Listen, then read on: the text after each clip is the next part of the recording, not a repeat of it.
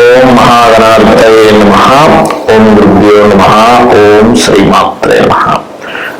పరమేశ్వర స్వరూపమైనటువంటి జ్యోతిష, వాస్తు మరియు ఇతర అనేకమైనటువంటి శాస్త్రములను మనకు అందించినటువంటి మహర్షులకి నమస్కారం. హయగ్రీవ హయగ్రీవ హయగ్రీవేతి యోవదే తస్య నిస్సరసేవాని జన్మకన్యా ప్రవాహవత్. అరుణాం కరుణాతరంగితాక్షీం ధృతపాశాంకుశ పుష్పబాణచాపాం అనుమాదిభిరావృతాం మయూకైః అహమిత్యేవ విభావయే భవానీం. శ్రీమాత్రే నమః. ప్రేక్షకులకు ఆ లలితాంబిక అమ్మవారి యొక్క అనుగ్రహం పరిపూర్ణంగా కలగాలని మనస్ఫూర్తిగా కోరుకుంటూ మనం ఈరోజు చెప్పుకోబోయేటువంటి టాపిక్స్ ఏమిటి అంటే, వాస్తుపరంగా కానీ జ్యోతిష్యపరంగా కానీ వారికి ఆయా ఇబ్బందులు ఉన్నప్పుడు ఎటువంటి పరిహార మార్గం చేసుకోవాలి అనే ఒక్కొక్క దాని మీద మనం చెప్పుకుంటూ ఉన్నాం. అయితే దీనికి ఎన్నెన్నో కొన్ని కండిషన్స్ ఉంటాయి. మనం చేసే పరిహారంలో కానీ, వాస్తుపరంగా చేసుకునేది కానివ్వండి, గృహపరంగా మన జాతచక్రరీత్యా చేసుకునేటువంటి పరిహారం కానివ్వండి, అదేంటనేది ఆఖరిలో చెప్తాను. ఆఖరి వరకు వీడియో వినండి. ఈ మధ్యకాలంలో వచ్చే కేసెస్ ఏవి ఎక్కువగా వస్తుంటాయి, ఏవి ఎక్కువగా మీకు అవుతుంటాయి?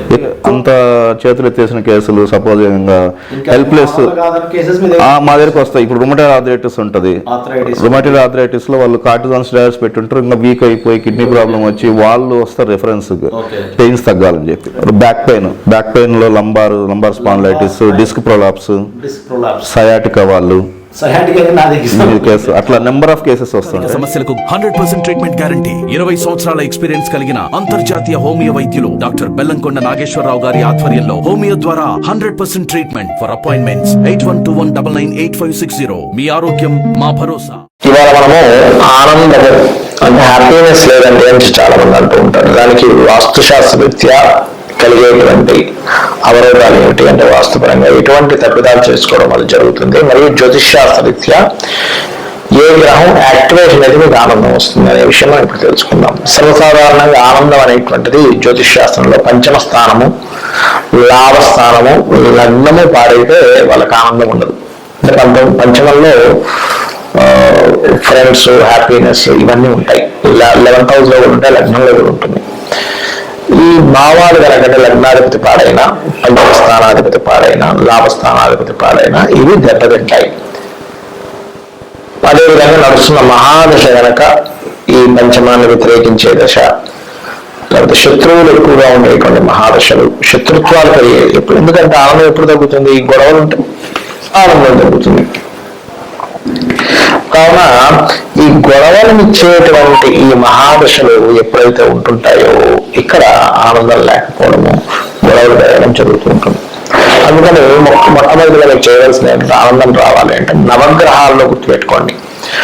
కుజ, శని, కేతు, రాహు ఈ 4 గ్రహాల దగ్గర దీపారాధన చేయండి. లేదా మీకు జన్మజాతకం తెలుసు, మీకు మంచి ఆస్ట్రాలజర్ ఉన్నారు, 5th house కానీ 11th house కానీ లేకపోతే లగ్నాలు కానీ వ్యతిరేకించే మహాదశలు ఏమైనా వస్తున్నాయని చూసుకుని దానికి సంబంధించిన దానమో, ధర్మమో, పూజో ఆ దేవత అనుగ్రహంతో చేసుకోవచ్చు. అయితే ఇక్కడ ఇది జాతక చక్రరీత్యా నేను చెప్పినటువంటి 4 గ్రహాల దగ్గర దీపారాధన కనుక చేసినట్లయితే 100% అయితే దీపారాధన చాలా మంది అంటారు, ఏమంటే నెయ్యితో చేయాలి, నూనెతో చేయాలి, ఎన్ని ఒత్తులు పెట్టి చేయాలి. ఏమి కాదు, ఒక 3 ఒత్తులు పెట్టి నూనెతో కానీ నెయ్యితో కానీ ఏ నూనె అయినా పర్లేదు. మళ్ళీ అందులో కొబ్బరి నూనె, నువ్వుల నూనె, ఇన్ని సంశయాలు అక్కర్లేదు, భక్తి ప్రధానం అక్కడ. అలాగే దీంతో పాటు గుర్తుపెట్టుకోండి, ఆనందం లేదు అంటే గృహంలో తూర్పు ఈశాన్యము అంటారు. అంటే ఈశాన్యానికి తూర్పుకు మధ్య భాగం ఎంటర్టైన్మెంట్ జోన్ అంటారు, దాన్ని ఎంజాయ్మెంట్ జోన్ అంటారు. చాలా మందికి తెలియక అక్కడ ఏదైనా వెయ్యకూడని రంగులు అంటే అక్కడ ఏదైనా రెడ్డికల్ ఉంది, లేకపోతే అక్కడ పెట్టకూడని కొన్ని వస్తువులు చాలా మంది ఏం చేస్తారంటే అక్కడ విరిగిపోయినటువంటివి ఏదైనా ఒక స్టోర్ లా తయారు చేసుకుని ఒక్కోసారి ఆ స్టోర్ లాగా పడేస్తుంటారు. అక్కడ అసలు స్టోర్ రూమ్ అసలు కట్టకూడదు. విరిగిపోయినవి, పాతవి, బూజు పట్టినట్టుగా లోపల ముదులు ఉందనుకోండి. తూర్పు ఈశాన్యంలో మనిషికి ఆనందం అనేటువంటి ఎట్టి పరిస్థితుల్లో ఉండదు, గుర్తుపెట్టుకోండి. మీరు ఏదైనా ఒక స్టోర్ రూమ్ లా కట్టుకోవాలనుకుంటే పడమర వైపు కట్టుకోవచ్చు. కాబట్టి ఈ తూర్పు ఈశాన్యంలో మరి శాస్త్రంలో ఏం చెప్పారు, అక్కడ ఏం పెట్టుకోవాలి ఎంటర్టైన్మెంట్ జోన్ కాబట్టి అక్కడ పెట్టవలసినటువంటిది టీవీ పెట్టుకోవచ్చు. TV is entertainment. అలాగే మరొకటి ఏంటంటే చూసుకున్నట్లయితే ఆ ప్రదేశంలో ఏదైనా మ్యూజికల్ సంబంధించినవి, లేకపోతే కొంతమంది చూడండి ఇళ్లలో నెమలి ఈకను పెడుతూ ఉంటారు, అక్కడ పెట్టచ్చు. లేదా కృష్ణుడి బొమ్మను పెట్టచ్చు అక్కడ. లేకపోతే అందమైనటువంటి వస్తువులు ఏదైనా అందంగా ఆకర్షణీయంగా ఉండే వస్తువులు అక్కడ పెట్టుకోవచ్చు. అటువంటిది ఇంకోటి ఏంటంటే మీకు దేనివల్ల ఎంటర్టైన్మెంట్ రావాలో, మీకు ఏ మార్గం ద్వారా మీకు రావాలో ఆ పదార్థాన్ని అక్కడ పెట్టినా కూడా దానివల్ల మీరు ఎంటర్టైన్ అవుతూ ఉంటారు. కాబట్టి ఇది చేయండి. మరియు ప్రత్యేకంగా మీకు ఎంజాయ్ అనేటువంటిది రావాలి అంటే లలితా సహస్రనామాల్లో గుర్తుపెట్టుకోండి. ముఖ్యంగా మీరు అంటే ఇది మనసు కొంచెం వేరే వైపు ఉండడం వల్ల, మనసు సరిగ్గా లేకపోవడం వల్ల కూడా ఎంజాయ్ చేయలేకపోతుంటారు. అందుకని లలితా సహస్రనామాల్లో ఓం అష్టమి చంద్ర విభ్రాజ అలికస్థల శోభితాయై నమః అని నామస్మరణ చేయండి. అన్ని విధాలు బాగుంటుంది. ఇప్పుడు నేను చెప్పినటువంటి దానికి కొన్ని కండిషన్స్ చెప్తానని చెప్పాను. అది ఏమిటంటే, ఒకటి గుర్తుపెట్టుకోండి, జ్యోతిష్ శాస్త్ర పరంగా చెప్పినటువంటి పరిహార మార్గం ఏదైతే ఉందో పాయింట్ నెంబర్ 1 మీరు కంటిన్యూస్ గా చేయాలి. ఉదాహరణకి ఒక ఆలయానికి వెళ్ళండి అని చెప్పాను. ఆ ఆలయానికి వెళ్ళడం కంటిన్యూస్ గా చేయండి. రోజు నిత్యము లేదా వారానికి కనీసం 2-3 రోజులైనా కంటిన్యూస్ గా వెళ్ళడం చేయండి. ఒకటి. రెండవది, ఏదైతే మంత్రము చెప్తానో, ఉదాహరణకి ఉద్యోగ ప్రాప్తికి ఓం శ్రీమాత శ్రీ మహారాజ్ని శ్రీమత్ సింహాసనేశ్వరి నమః మంత్రం. చాలా మంది ఏం చేస్తారంటే 108 సార్లు చేస్తానండి అంటారు. మీకు సంఖ్య మీదే ఉంటుంది దృష్టి, మంత్రం మీద ఉండదు. అలా చేస్తే ఒక 10 నిమిషాలు, 20 నిమిషాలు, అరగంట, 40 నిమిషాలు చేస్తే ఉత్తమం. రోజు చేయండి.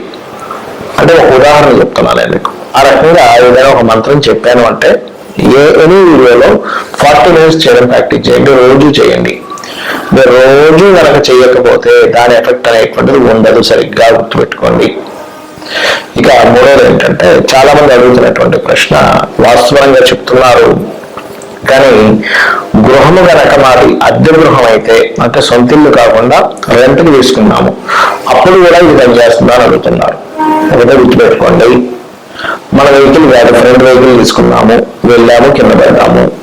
ఫ్రెండ్ వెహికల్ మనకి దగ్గర వెళ్ళకుండా ఉంటుందా అనే లాజిక్ అర్థం చేసుకుంటే అది నిజమే కదా, ఫ్రెండ్ అయినా వెహికల్ మనకి దగ్గర వెళ్తుంది. అలాగే వాస్తులో ముఖ్యంగా తెలుసుకోవాల్సింది ఏంటంటే, ఎవరైతే అక్కడ నివసిస్తున్నారో వారికి 90% ఎఫెక్ట్ ఉంటుంది వాస్తుపరంగా. ఓనర్కి 10% ఉంటుంది, అందులో ఏదైనా భయంకరమైన దోషాలు ఉంటాయి కనుక. కాబట్టి నివసించేటువంటి వారు ఖచ్చితంగా చూసుకోవాలి, అది రెంటల్ అయినా కూడా. ఇక ఓన్ అయితే ఖచ్చితంగా వాళ్ళకి 100% దాని ఎఫెక్ట్ అనేటువంటిది చూపిస్తుంది. ఆ రకంగా మీరు వాస్తుపరంగా కొంతమంది ఏమంటుంటారంటే, మాకు చాలా చిన్నది అంటే 2 రోజులు ఉన్నాయి, దీనికి కూడా వర్తిస్తుందా అంటూ ఉంటారు. ఒకటే గుర్తుపెట్టుకోండి, చిన్నదైనా గుడిసైనా లేకపోతే పెద్ద విల్లా అయినా, పెద్ద బంగ్లా లాంటివి పెద్ద పెద్ద ఒక 5,000 స్క్వేర్ ఫీట్ 10,000 స్క్వేర్ ఫీట్ ఉండేటువంటివి అయినా సరే, ఏదైనా సరే వాస్తే. ఇక్కడ మరొక విషయం ఏంటంటే, చాలా మందికి ఉన్న సంశయం ఏంటంటే, మేము గృహం కట్టుకున్నాము కానీ మా పక్కింటి వాళ్ళు ఆ గోడకేదో నిర్మించారు, అది మాకు ఎఫెక్ట్ వస్తుంది అని అడుగుతూ ఉంటారు. ఒకటే గుర్తుపెట్టుకోండి, మీరు మీది సొంతం ఎంతవరకు ఉందో, స్థలం కావచ్చు, అపార్ట్మెంట్ కావచ్చు, మీ లోపల ఉన్నటువంటిదే మీకు పనిచేస్తుంది. అలా పక్కింటి వాళ్ళు అస్సలు పని చేయదు. అనవసరంగా అపోహల్లో ఉండకండి. చాలా మంది ఏంటంటే, వీళ్ళ గృహం కరెక్ట్ గా ఉన్నా పక్కింటి పెట్టారండి, వాళ్ళు హైట్ లేదు కూడా, అందుకే మాకు ఎఫెక్ట్ వస్తుంది అనుకుంటారు. అలా ఎక్కడ కూడా శాస్త్రంలో లేదు. శాస్త్ర విరుద్ధమైనటువంటి విషయాలు. వాళ్ళు హైట్ పెట్టుకుంటే వాళ్ళ ఎఫెక్ట్ మీకు ఎందుకు ఉంటుంది చెప్పండి. వాళ్ళు అప్పు చేశారు, పక్కింటి వాళ్ళు అప్పు చేస్తే అప్పు వాళ్ళు తీరుస్తారు, మీరు తీరుస్తారు. అలాగే దోషము ఎవరైతే వాళ్ళ ఇంట్లో వాళ్ళు చేసుకుంటారో వాళ్ళకే ఎఫెక్ట్ ఉంటుంది కానీ మీకు ఉండదు.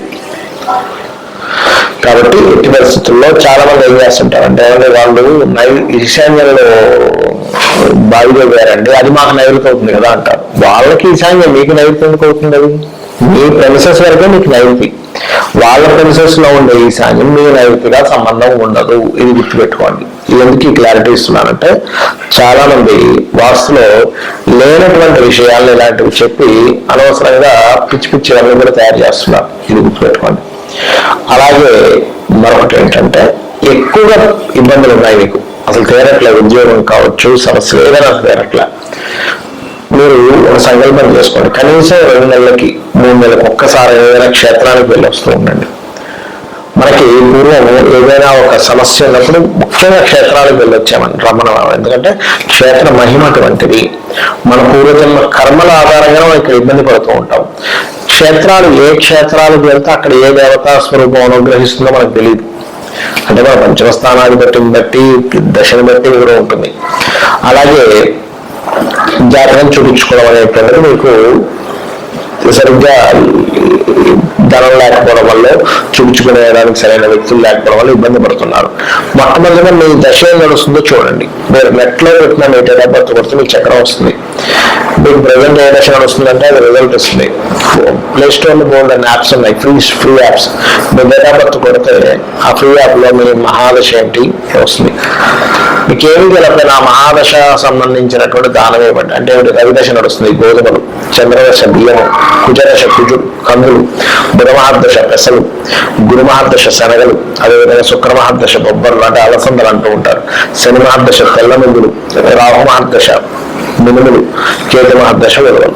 కనీసం ఆ దశానాథుడికి దీపం పెట్టడం కానీ, ఆ నవగ్రహాల్లో లేనట్లయితే దానం ఇవ్వడం కానీ చేయండి.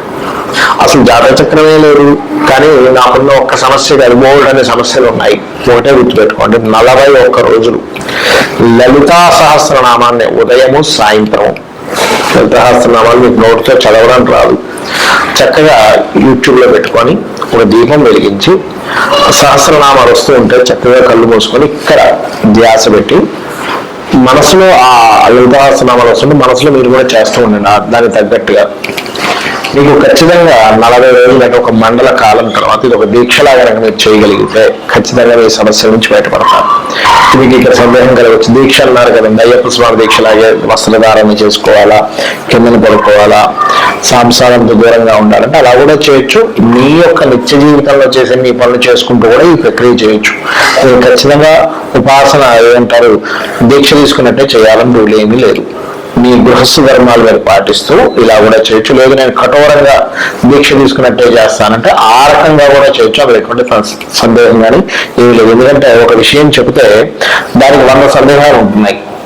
శ్రద్ధ భక్తి ముఖ్యం, ఇది చేయండి. దీంతో పాటు వీలున్నప్పుడల్లా కూడా ఈ 40 రోజులు కూడా గోశాలకు వెళ్ళి బెల్లము, క్యారెట్లు వీటిని తినిపించండి. ఇంకా వీలుంటాయి 40 రోజుల్లో లలిత అమ్మవారి యొక్క సాధనతో పాటు ఇంకొక 2 సాధనలు చెప్తాను. ఇవి చేశారంటే 40 రోజుల తర్వాత మీ యొక్క జీవితం మీరు అనుకున్నట్టుగా మారుతుంది. అదేంటి అంటే గుర్తుపెట్టుకోండి, చెండి వినడం, అనారోగ్య సమస్యలు ఉన్నాయా, అప్పుల బాధలు ఉన్నాయా, ఫైనాన్షియల్గా బాగాలేదా, లేకపోతే ఉద్యోగంలో బాగాలేదా, ఏమన్నా సరే సమస్య తీరుతుంది. చెండి వినడం ఈ 40 రోజులు కూడా ఉదయం సాయంత్రంతో పాటు.